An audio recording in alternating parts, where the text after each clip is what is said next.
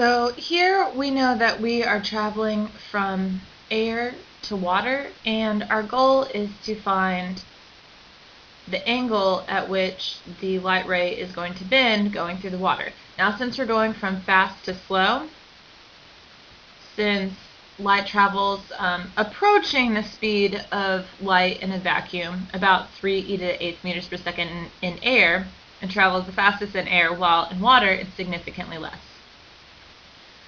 So since we're traveling from fast to slow, we know we're going to bend towards the normal. The normal being the perpendicular line from the surface. Okay, so we've just drawn a line that's perpendicular to the surface of the water, and this is our normal. Okay, so the incoming ray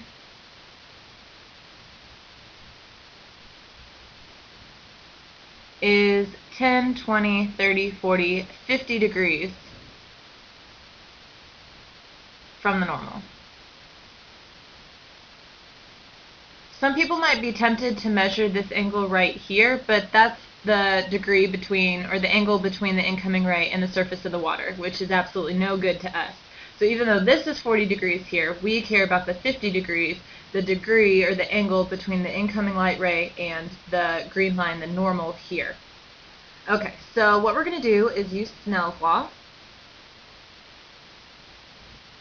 The index of refraction for the first material times sine theta, so this angle in between the light ray and the normal for the first material, so since it's traveling through air, that's going to be the first one, times the index of refraction for the second material, which will be water in this case, multiplied by sine theta 2, the angle that it'll be from the normal going through the second material. So since we know in air we have an index of refraction of nearly 1, we'll go ahead and use 1. And then times sine 50, because that's our angle away from the normal. And then our index of refraction for water, if you look at your refraction notes, is 1.33. And then we're just solving for theta here, basically.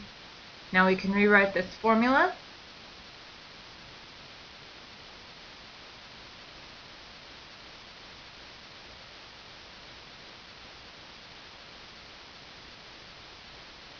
To get a little bit closer to our theta.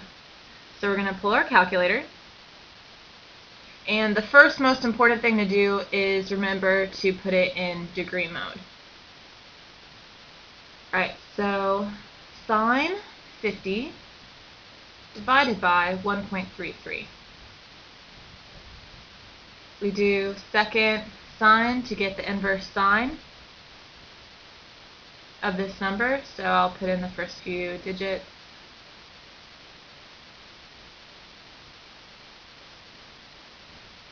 And that gives us our angle. So our new angle is 35.17.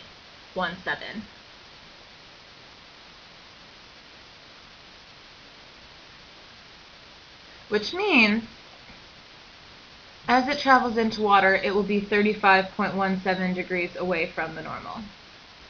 So about right here. Notice that the angle is right here.